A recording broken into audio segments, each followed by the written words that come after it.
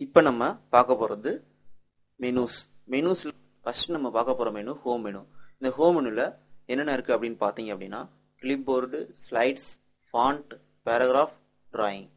இதில் ரொம்ப ரொம்ப இம்பார்ட்டன்ட் அப்படின்னு பார்த்தீங்க அப்படின்னா ஃபாண்ட் மெனு ரொம்ப ரொம்ப இம்பார்ட்டன்ட். ஏன்னா இதில் தான் வந்து நம்ம ஸ்டைல், கலர் அண்டு சைஸ் இதெல்லாம் இன்க்ரீஸ் பண்ண முடியும். பேராகிராஃப் மெனுவில் என்ன இருக்குது அப்படின்னு பார்த்தீங்க அப்படின்னா அலைன்மெண்ட் பண்ணிக்கலாம் அண்டு புல்லட் அண்ட் நம்பரிங் கொடுத்துக்கலாம். அடுத்து டிராயிங் மெனுவில் பார்த்தீங்கன்னா நிறைய டிராயிங் சேப்ஸ் நிறைய வரையலாம். ஓகே, ஏன்னா ப்ரெசன்டேஷனை பொறுத்த வரைக்கும் டிராயிங் தான் ரொம்ப இம்பார்ட்டன்ட். ஏன்னா நிறைய சேப்ஸ் கொடுத்து நிறைய டிசைன் கொடுத்து வரைஞ்சாதான் அது ஒரு ப்ரெசன்டேஷனாக தெரியும். ஓகே, அடுத்து வந்து நியூ ஸ்லைட்ஸ். இந்த ஸ்லைட்ஸ் விண்டோ ரொம்ப ரொம்ப இம்பார்ட்டன்ட். அடுத்து வந்து கிளிப் போர்ட். இது ஒன்றுமே இல்லை, கட் பண்ணி காப்பி பண்ணி பேஸ்ட் பண்ணுறது தான். ஓகே, இப்போ நம்ம இங்கே மாதிரி ஒரு எம்டி ஸ்லைடு ஒன்று எடுத்திருக்கோம். இது வந்து ஸ்லைடுன்னு சொல்லுவாங்க. இந்த ஸ்லைடில் வந்து first click to add title இருக்கா, இங்கே வந்து ஏதோ ஒரு டைட்டில் நம்ம கிளிக் பண்ணலாம். இதை கிளிக் பண்ணோன்னா கர்சர் வந்து பிளிங்க் ஆகும், அதாவது டைப் பண்ணுறதுக்கு ரெடி ஆகும். கிளிக் பண்ணுவோமா? கிளிக் பண்ணுங்க, ஆட்டோமேட்டிக்காக கர்சர் பிளிங்க் ஆகுதா? இப்போ நம்ம டைப் பண்ணலாம். இப்போ ஃபார் எக்ஸாம்பிள் வெல்கம் அப்படின்னு டைப் பண்ணு வச்சுக்கோங்க. வெல்கம் டைப் பண்ணியாச்சு. ஓகே, வெல்கம் டைப் பண்ணியாச்சு. இப்போ அடுத்து வந்து இங்கே கிளிக் டு ஆட் சப்டைட்டில் இருக்கா, இதில் வந்து சப்டைட்டில் ஏதாவது டைப் பண்ணலாம். வெல்கம் டு ஆல், இந்த மாதிரி நம்ம டைப் பண்ணிக்கிறோம். இது ஒரு கிளிக், இது ஒரு கிளிக், ரெண்டும் என்ன சேஞ்சஸ் நடக்குதுன்னு தெரியுதா? இப்போ கிளிக் பண்ணியாச்சு. கிளிக் பண்ணோடனே இங்கே இருக்க சப்மெனுஸ் ஃபுல்லாக வந்து என்னென்னா விசிபிள் ஆயிடுச்சு. இப்போ நம்ம ஒர்க் பண்ணலாம். ஏதோ ஒர்க் பண்ணுறதுக்கு முன்னாடி முதல்ல வந்து அதை நம்ம செலக்ட் பண்ணணும். ஏன்னா கம்ப்யூட்டருக்கு வந்து தெரியாது நம்ம என்ன பண்ண போறோம்னு தெரியாது. அப்போ நம்ம செலக்ட் பண்ணி காமிச்சாதான் அந்த இடத்துல அந்த ஆக்ஷன் நடக்கும். ஓகே, அப்போ நம்ம முதல்ல வெல்கம் செலக்ட் பண்ணிக்கிறோம். செலக்ட் மீன்ஸ் என்னன்னா கர்சர் மீன்ஸ் மவுஸை வச்சு அப்படியே ட்ரா பண்ணீங்கன்னா செலக்ட் ஆயிரும். இல்லை மவுஸில் ஸ்டார்டிங்கில் ஒரு கிளிக் பண்ணிட்டு ஷிஃப்ட் கீயை ப்ரெஸ் பண்ணிட்டு எண்டிங்கில் ஒரு கிளிக், இந்த மாதிரி செலக்ட் பண்ணலாம். இல்லை மவுஸில் ஸ்டார்டிங்கில் போயிட்டு ஒரு டபுள் கிளிக் பண்ணீங்கன்னாலும் செலக்ட் பண்ணலாம், இல்லை ட்ரிபிள் கிளிக் பண்ணாலும் செலக்ட் பண்ணலாம். ஓகே, செலக்ட் பண்ணுறதுக்கு நிறைய மெத்தட் இருக்குது. உங்களுக்கு எந்த மெத்தட் பிடிச்சிருக்கோ அந்த மெத்தட் நீங்கள் செலக்ட் பண்ணிக்கலாம். ஃபர்ஸ்ட் நம்ம பார்க்க போகிறது ஃபாண்ட் மெனு. ஃபாண்ட்டில் வந்து ஃபர்ஸ்ட் நம்ம ஸ்டைல்ஸ் மாற்றலாம். ஸ்டைல் நிறையா ஸ்டைல்ஸ் இங்கே கொடுத்துருக்காங்க. உங்களுக்கு என்ன ஸ்டைல் வேணுமோ அந்த ஸ்டைல் நீங்கள் அப்ளை பண்ணலாம். பேக்ரவுண்டில் ஸ்டைல் அப்ளை ஆகிறது உங்களுக்கே தெரியும். வெல்கம், இந்த ஸ்டைல் உங்களுக்கு பிடிச்சிருக்குன்னு இந்த ஸ்டைல் எடுத்துக்கோங்க. வெல்கம். ஓகே, ஸ்டைல் பிடிச்சிருக்குன்னா ஓகே. இப்போ சைஸ் இன்க்ரீஸ் பண்ணால் இன்க்ரீஸ் பண்ணிக்கலாம் சைஸ். நெக்ஸ்ட் வந்து ஃபாண்ட்டோட சைஸ் இன்க்ரீஸ் பண்ணி பாருங்கள், டிஃப்ரெண்ட் தெரியுதா? இந்த சைஸ் எடுத்து நடக்கலாம். இல்லை எனக்கு ஸ்டைல் பிடிக்கல, வேறு ஸ்டைல் வேணும் அப்படின்னா ஸ்டைல் திருப்பி நீங்கள் மாற்றுங்க, சேஞ்சஸ் பண்ணுங்கள். நிறையா ஸ்டைல்ஸ் இருக்குது, உங்களுக்கு என்ன ஸ்டைல் வேணுமோ அந்த ஸ்டைல் நீங்கள் எடுத்துக்கலாம். இப்போ இந்த ஸ்டைல் இந்த ஸ்டைல் எடுத்துக்கலாம். ஓகே, இப்போ இந்த ஸ்டைல் தான் பிடிச்சிருக்கு, இல்லை இந்த ஸ்டைல் தான் பிடிச்சிருக்கு அப்படின்னா இந்த ஸ்டைல் எடுத்துக்கலாம். புரியுதா? இது நீங்கள் செலக்ட் பண்ணக்கூடியது தான், உங்களை யாரும் ஒன்றும் சொல்ல மாட்டாங்க.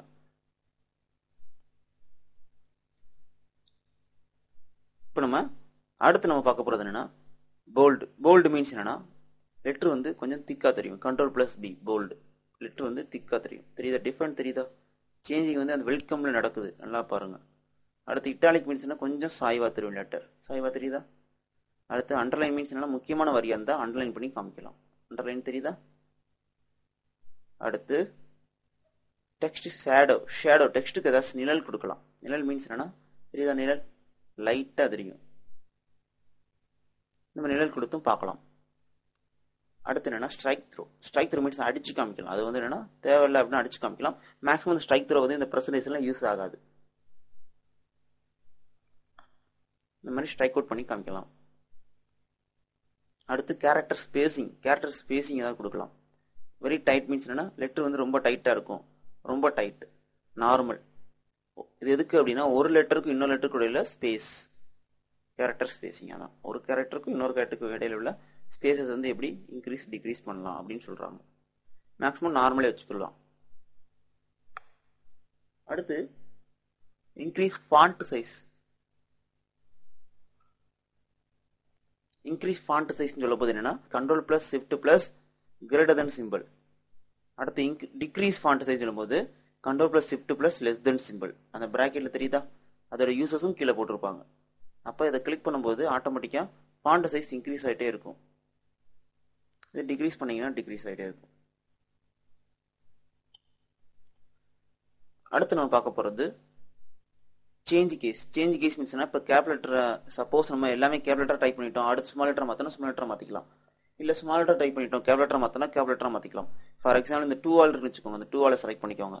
இது நான் வந்து மறந்த வாக்கில் நான் வந்து ஸ்மால் லெட்டரில் டைப் பண்ணிட்டேன். இப்போ நான் வந்து கேப் லெட்டரில் மாற்றணும் அப்படின்னா இந்த சேஞ்ச் கேஸ் போயிட்டு நீங்கள் என்ன பண்ணுங்கள், அப்பர் கேஸ் கொடுத்தீங்கன்னா ஆட்டோமேட்டிக் கேப் லெட்டராக மாறுதா?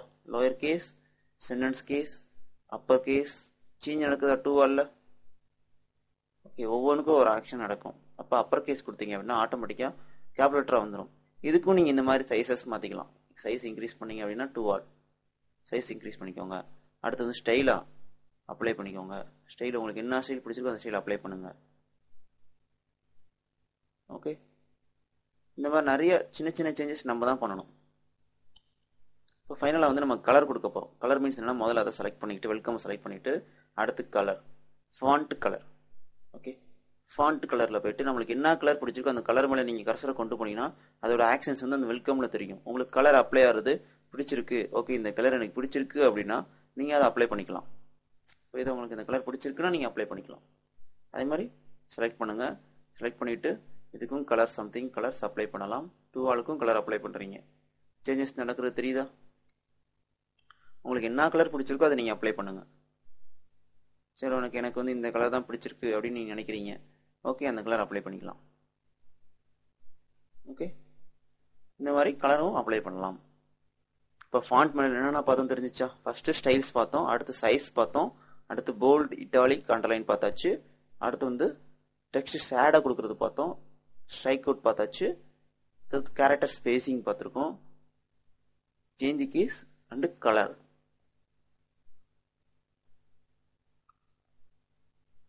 அடுத்து எனக்குள்ள கிளியர் ஆல் ஃபார்மேட்டிங் ஒன்று இருக்கா? இந்த கிளியர் ஆல் ஃபார்மேட்டிங் எதுக்குன்னா இப்போ நம்ம அப்ளை பண்ண ஃபார்மேட் ஃபுல்லாக வந்து கிளியர் ஆயிரும். ஃபார்மேட் மீன்ஸ் என்னன்னா கலர், சைஸ், அடுத்து போல்டா, இட்டாலிக்கா, ஸ்டைல், இதெல்லாம் அந்த ஃபார்மேட். ஓகே, இந்த ஃபார்மேட்லாம் அப்ளை அதாவது கிளியர் ஆகிட்டு நார்மலுக்கு வந்துடும். ஓகே, அதுதான் கிளியர் ஃபார்மேட்டிங்.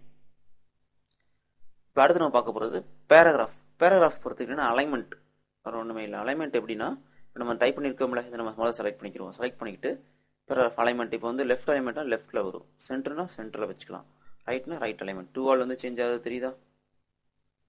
ஓகே, சென்ட்ரல் அலைன்மெண்ட்டே போகுதுன்னா சென்ட்ரல் அலைன்மெண்ட். அடுத்து இங்கே என்னென்னா காலம்ஸ். இப்போ வந்து 2-3 காலம்ஸ் பிரிக்கணும், பிரிச்சுக்கலாம் நீங்கள். ஓகேவா?